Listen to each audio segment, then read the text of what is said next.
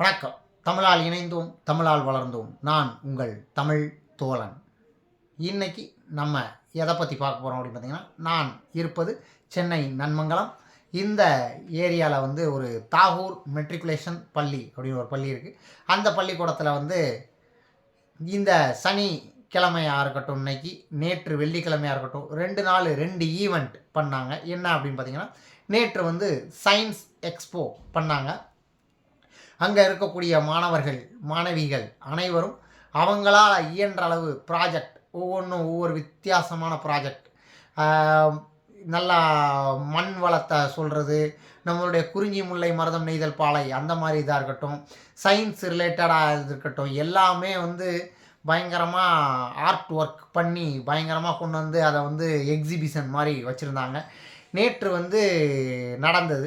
அதில் நிறைய பேர் கூட்டம் போயும் பார்க்கல. ஏதோ மாணவர்களாக அவங்களா பார்த்துக்கிட்டு இருந்தாங்க. நானும் தற்சமயமாக போனேன், அதெல்லாம் பார்த்தேன். உண்மையிலே பாராட்டுக்குரியது. அந்த மாணவர்களின் திறமை ரொம்ப மிகப்பெரிய அபாரமானது. அதுபோக அவங்க தாய் தந்தையர்களும் சேர்ந்து அதுக்கு சப்போர்ட் பண்ணியிருந்தாலும் உண்மையிலே ஒரு நல்ல விஷயம், நல்ல ஒரு விஷயத்தை எல்லாருமே பண்ணியிருந்தாங்க. என்ன கூட்டம் கம்மியாக இருக்குது அப்படிங்கிறது மட்டும்தான் நமக்கு வருத்தம். ஆனால் இன்றைக்கி சும்மா கிடையாது. அதே இது இன்றைக்கி பார்த்திங்கன்னா ஃபுட் எக்ஸ்போ அப்படின்னு வச்சுருந்தாங்க. அதாவது என்னென்னா உணவு திருவிழா.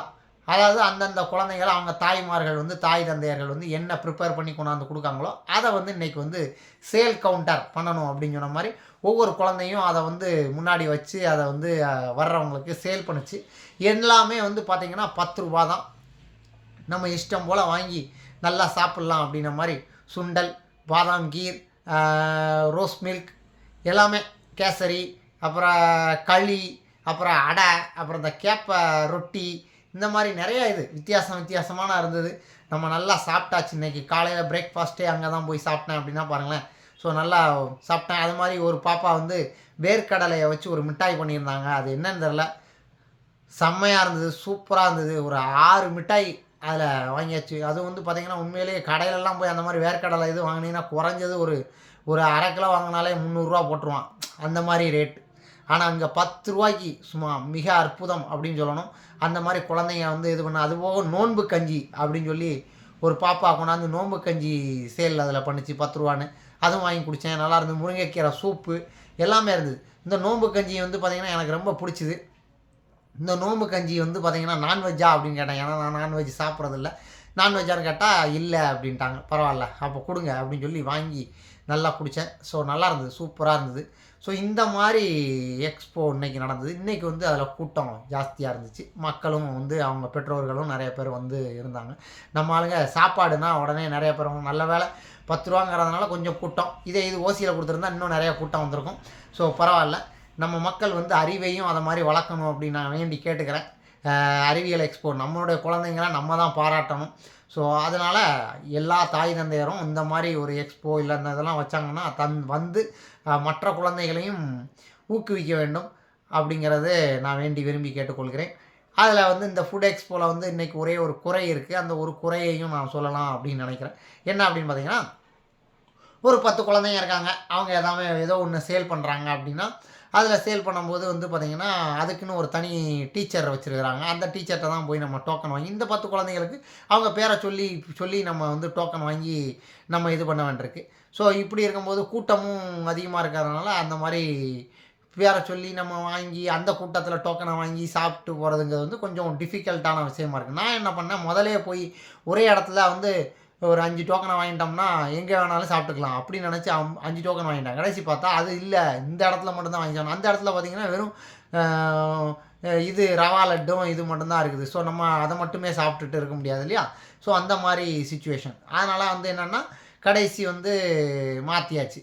அதனால் இப்போ என்ன பிரச்சனை அப்படின்னா, இந்த மாதிரி விஷயங்களை நம்ம இனிமேல் ஒரு ஈவெண்ட்டை நடத்தும் போது அதுக்கு முன்னரே திட்டமிட்டு அந்த வர்றவங்களுக்கு முதலே வெளியிலே கவுண்டர் போட்டு சேல் பண்ணணும். இப்போ நான் 10 டிக்கெட் வாங்குறேன்னா 10 டிக்கெட் நான் எங்கே வேணாலும் 10 ரூபா கொடுத்து யார்கிட்ட வேணாலும் எது வேணாலும் எனக்கு பிடிச்சதை நான் வாங்கிட போகிறேன். வாங்கிட்டு போய்டுறேன். கடைசி அதை யார் அந்த குழந்தைங்க கலெக்ட் பண்ணுறாங்களோ கலெக்ட் பண்ணி அவங்க கையில் வச்சுக்கிட்டு கொண்டாந்து அந்த டீச்சர்கிட்ட கரெக்டாக கொடுத்து எண்ணி கொடுத்தாங்கன்னா அவங்களுக்கு எவ்வளோ சேல் பண்ணியிருக்காங்களோ அந்த ரூபாயை அவங்ககிட்ட கொடுத்துடலாம். ஸோ இந்த மாதிரி இப்போவும் ரூபா கொடுத்துருதாங்க. ஆனால் இந்த மாதிரி பண்ணும்போது மொத்தமாக வந்து அந்த ரூபாயை கடைசியாக கொடுத்துடலாம் எல்லா குழந்தைங்களுக்கு. ஸோ வர்றவங்களும் சந்தோஷப்படுவாங்க, குழந்தைங்களுக்கும் நல்லா இதாக இருக்கும். அந்த மாதிரி பண்ணணும் அப்படிங்கிறத நான் கேட்டுக்கொள்கிறேன். இதுதான் இன்றைக்கி இந்த ஃபுட் எக்ஸ்போ அப்படிங்கிறத நீங்கள் பார்த்து என்ஜாய் பண்ணுங்கள். சயின்ஸ் எக்ஸ்போ வீடியோ அவ்வளோவா என்கிட்ட இல்லை, இருக்கிறதையும் நீங்கள் பாருங்கள். மிக்க நன்றி. உங்கள் தமிழ் தோழன்.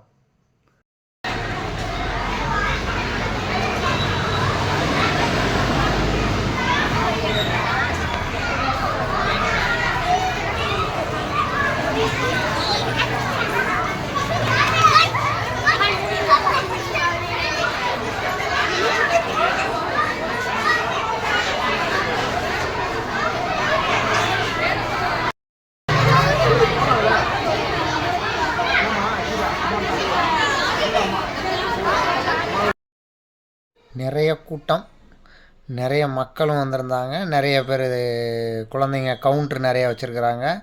சும்மா பார்த்திங்கன்னா எல்லா குழந்தைங்களுமே பிஸ்னஸ் மேன் ஆகிட்டாங்க. ஸ்மைலி வடை சும்மா நல்லா இருந்தது. தோசை பார்த்திங்கன்னா கேப்ப ரொட்டி. இந்த கேப்ப ரொட்டி எனக்கு வந்து மை ஃபேவரேட். எப்போவுமே நான் சாப்பிட்டேன் வாங்கி, நல்லா இருந்தது.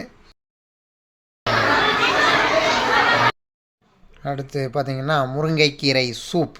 ஸோ அந்த சூப் வாங்கி சாப்பிட்டேன். நல்லா மிளகு பொடி போட்டு, ஏற்கனவே கொஞ்சம் லைட்டாக த்ரோட் இன்ஃபெக்ஷன் இருக்குது இப்போது, அதனால் சாப்பிட்டேன். இதெல்லாம் பார்த்திங்கன்னா கேரளாவுடைய அந்த மூலிகை வச்சு பண்ணியிருக்காங்க. அப்புறம் மேங்கோ இது ஜூஸு எல்லாமே ஏதோ நல்லா பண்ணியிருக்கிறாங்க. இது வந்து கடற்பாசியிலேருந்து செய்யப்பட்ட ஒரு உணவுன்னாங்க. ஸோ நல்லாயிருக்கு. எல்லாமே நிறையா விஷயங்கள், சுண்டல் எல்லாமே வச்சுருக்கிறாங்க, கொழுக்கட்டை.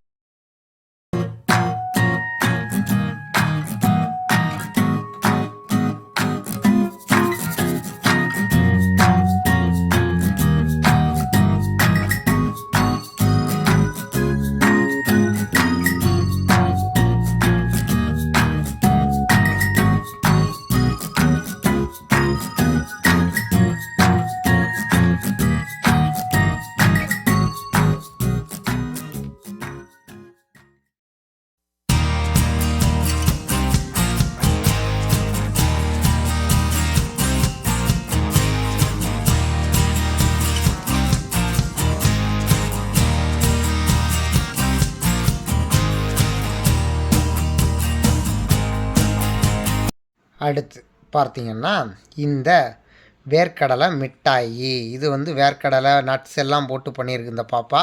சும்மா 6 இது வாங்கிட்டு நான் சாப்பிட்டேன். 1 சாப்பிட்டேன், அப்புறம் வீட்டுக்கு வேறு வாங்கிட்டு வந்துட்டேன் நான் அதை. ஸோ வச்சுருந்து சாப்பிட்லான்னு. நல்லா இருந்தது.